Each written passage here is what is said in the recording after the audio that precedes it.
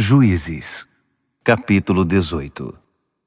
Naquele tempo não havia rei em Israel, e a tribo de Dan procurava um lugar para se estabelecer. Eles ainda não tinham ocupado território algum entre as tribos de Israel. Os danitas enviaram 5 soldados valentes de Zorá e Estaol para observar a terra, em busca de um lugar apropriado para suas famílias. A ordem era esta: vão e façam um reconhecimento da terra. Eles foram para as montanhas de Efraim, chegaram diante da casa de Mica e acamparam ali. Como estavam perto da casa de Mica, reconheceram a voz do levita. Eles se aproximaram e perguntaram ao jovem: como você veio parar aqui? O que está fazendo? Ele respondeu: para encurtar a história, Mica me contratou e agora sou sacerdote dele. Eles disseram: que bom! Assim você pode consultar Deus em nosso favor. Queremos saber se vamos ter sucesso em nossa missão. O sacerdote respondeu: fiquem tranquilos, o Eterno cuidará de vocês por todo o caminho. Os 5 homens partiram rumo ao norte para Laís e constataram que o povo dali vivia seguro, sob a proteção dos sidônios. Eram pacatos e confiantes. Tinham uma vida sossegada, mas viviam muito longe dos sidônios, que habitavam a oeste, e não tinham nenhuma relação com os arameus ao leste. Quando retornaram a Zorá e Estaol, seus irmãos perguntaram: então, o que descobriram? Eles disseram: vamos atacá-los. Sem dúvida a terra é muito boa. Então, vão ficar aqui sentados sem fazer nada? Não percam tempo. Vamos invadir e conquistar a terra. Quando chegarem lá, vocês verão que aquele povo é presa fácil. Eles são vulneráveis, a terra é ampla e Deus a está entregando em nossas mãos. Não poderia ser melhor. 600 homens de Dan partiram de Zorá e Estaol, armados até os dentes. No caminho acamparam em Kiriat Jearim, em Judá. Por isso, até hoje, o lugar é chamado Campo de Dan. Fica a oeste de Kiriat Jearim.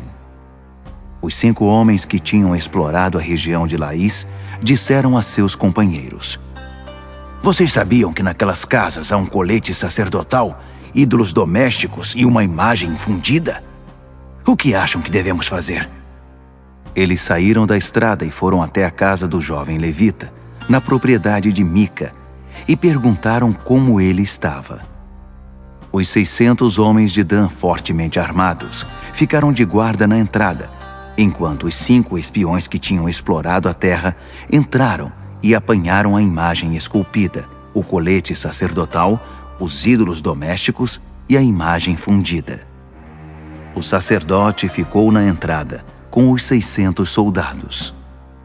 Quando os 5 homens entraram na casa de Mica para apanhar a imagem esculpida, o colete, os ídolos domésticos e a imagem fundida, o sacerdote perguntou: o que pensam que estão fazendo?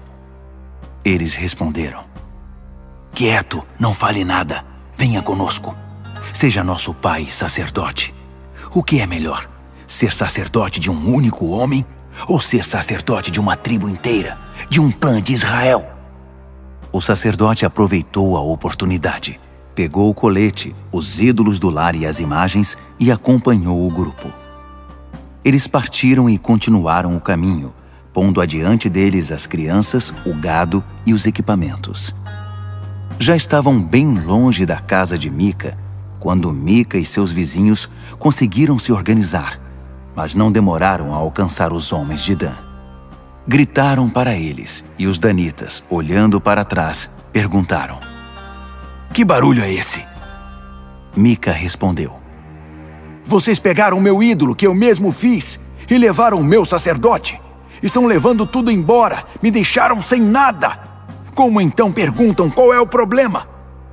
Mas os homens de Dan responderam: não grite conosco.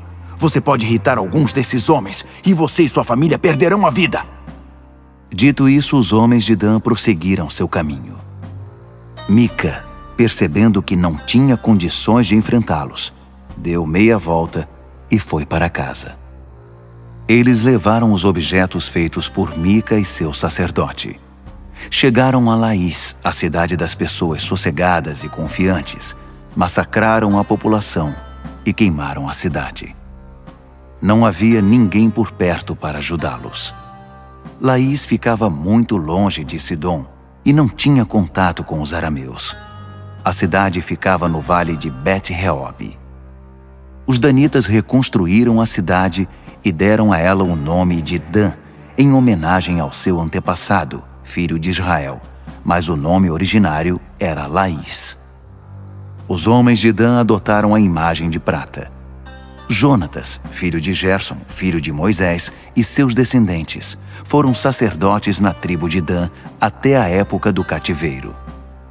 Durante todo o tempo em que o santuário de Deus ficou em Siló, eles mantiveram para uso particular o ídolo feito por Mica.